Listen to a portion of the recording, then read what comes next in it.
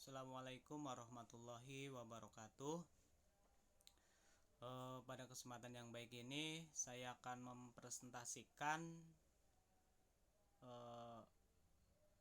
mata kuliah pemrograman web 2 sebagai salah satu syarat untuk mendapatkan nilai di DO akademik, karena pada mata kuliah ini saya belum mempunyai nilai tugas. Nah, ini adalah pengganti dari nilai tugas yang diberikan oleh manajemen SIM MIKMI Rizkina. Baik, sebelumnya saya perkenalkan diri. Nama saya Purwadi, nomor induk mahasiswa 17092849. Saya masuk angkatan 42 dengan jurusan teknik komputer.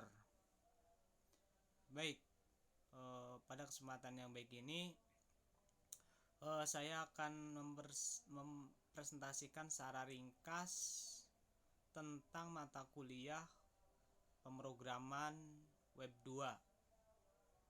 Jadi ini adalah ringkasan dari pemrograman web 2, mata kuliah web 2. Baik, saya lanjutkan saja. Pada kesempatan yang baik ini saya akan membahas beberapa konten. Ada 4 konten yang saya akan bahas secara ringkas. Di antaranya adalah pemrograman web, jenis-jenis website, bahasa pemrograman web, dan yang terakhir adalah tools dari aplikasi pemrograman web. Kita lanjutkan ke pembahasan yang pertama, yaitu tentang pemrograman web. Apa sih pemrograman web itu? Jadi di sini pemrograman web itu terdiri dari 2 kata, dari kata pemrograman dan web. Pemrograman itu apa? Pemrograman adalah proses yang mencakup menulis, menguji, memperbaiki, dan memelihara instruksi-instruksi atau kode-kode sebuah program komputer. Itu adalah pemrograman ya. Dan yang berikutnya adalah website. Website merupakan halaman-halaman. Jadi bentuknya website itu adalah halaman yang dibuat dengan maksud tertentu yang bisa diakses di internet menggunakan sebuah browser. Dan ntar kita akan bahas juga tentang browser. Jadi pemrograman dan website ini adalah pemrograman atau proses yang mencakup menulis, menguji, memperbaiki, dan memelihara kode-kode dalam sebuah komputer. Dan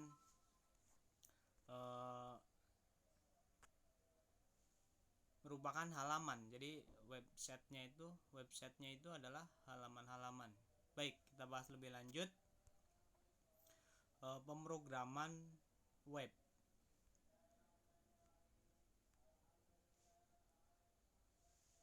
Program komputer itu contohnya adalah Microsoft Office, Word, Excel. Itu adalah contoh dari pemrograman. Sedangkan contoh dari website sendiri adalah YouTube, terus Facebook. Itu adalah contoh dari pemrograman atau website. Jadi masing-masing beda. Ada program atau pemrograman komputer dan ada website. Kita udah jelas sampai sini pemrograman dan website. Jadi pemrograman web, kalau kita kendalikan, maksudnya adalah proses pembuatan program komputer yang bisa diakses melalui browser. Nah, browser ini adalah aplikasi yang berbasis website. Yang kedua, kita akan membahas tentang jenis-jenis website. Ada beberapa jenis website yang kita bahas, ada 3 website. Jadi website itu mempunyai 3 jenis, yaitu statis, dinamis, dan interaktif. Website dinamis itu seperti apa, dinamis seperti apa, dan interaktif itu seperti apa. Baik, kita bahas dari website statis terlebih dahulu. Ini adalah jenis-jenis website yang saya katakan tadi, ada 3. Yang pertama adalah website statis. Yang dimaksud website statis itu yang kontennya ini tidak berbarui dalam kurun waktu tertentu. Contohnya, jadi profil suatu organisasi atau perusahaan, ini profilnya jarang diubah dalam kurun waktu yang pendek. Jadi perubahannya ada, tapi lama perubahannya, nggak seperti ntar kita bahas di website interaktif. Terus yang berikutnya adalah website dinamis. Website dinamis itu adalah website yang selalu diperbarui. Nah, ini contohnya adalah dari blog-blog yang ada di Google, itu selalu baru. Kalau blognya lama, ya peminatnya jarang, atau banyak detik.com ataupun finance.com, macam-macam. Nah, itu berita-berita online biasanya yang menggunakan website dinamis. Dan yang berikutnya adalah website interaktif. Ini contoh dari website interaktif, yaitu Bukalapak, Blibli, Tokopedia, Lazada. Ini adalah website interaktif. Kenapa dikatakan interaktif? Ini karena ini adalah selalu diperbarui. Contohnya adalah Facebook. Diperbarui dalam arti adalah banyak konten yang selalu baru. Jadi tidak hanya diperbarui oleh pengelola, tapi banyak dilakukan oleh pengguna juga. Contohnya pengguna YouTube, tiap hari itu nambah. Nah, itu adalah contoh dari website interaktif. Yang berikutnya adalah bahasa pemrograman. Jadi pemrograman itu ada beberapa jenis bahasa, tapi tidak semua bahasa pemrograman bisa dibuat untuk mengembangkan sebuah website. Beberapa bahasa pemrograman yang bisa digunakan untuk membuat website diantaranya adalah sebagai berikut.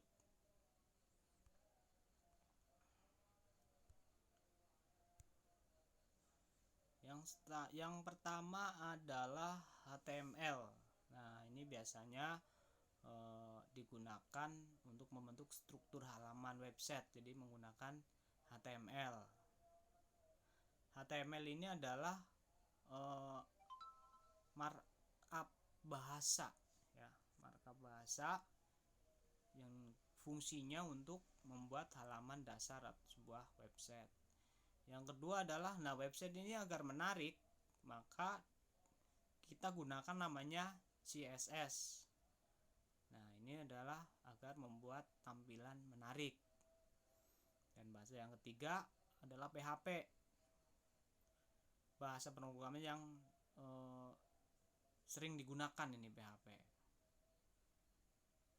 Dan yang berikutnya adalah JavaScript. Ini membuat tampilannya lebih bagus, lebih dinamis. Kita harus menggunakan JavaScript. Dan terakhir untuk pendataan atau untuk menyimpan database ini menggunakan MySQL.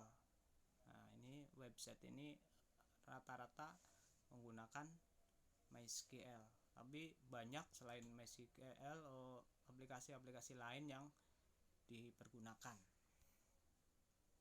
Dan pembahasan yang terakhir adalah tentang alat untuk pembuatan aplikasi pemrograman. Kita bahas diantaranya adalah text editor.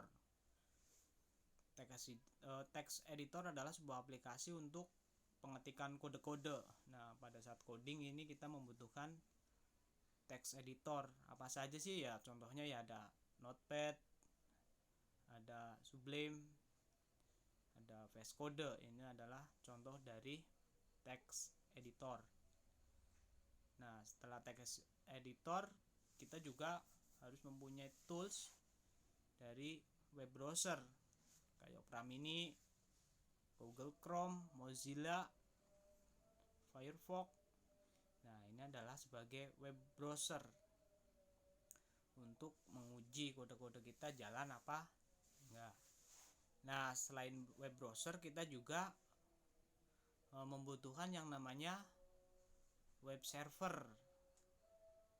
Ini adalah aplikasi yang digunakan untuk menerima permintaan dari protokol HTTP atau HTTPS, kemudian mengirimkan kembali ke web dalam bentuk halaman. Nah, ini adalah fungsi dari server. Contohnya adalah yang biasa dipakai adalah apa sih? Microsoft. Itu adalah server-server yang sering dipakai.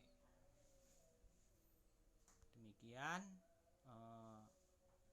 pembahasan singkat dari pemrograman website. Seperti biasa, ada kata-kata yang bisa jadi pegangan saya, yaitu seseorang yang luar biasa itu sederhana dalam ucapannya, tetapi hebat dalam tindakannya. Terima kasih. Assalamualaikum warahmatullahi wabarakatuh.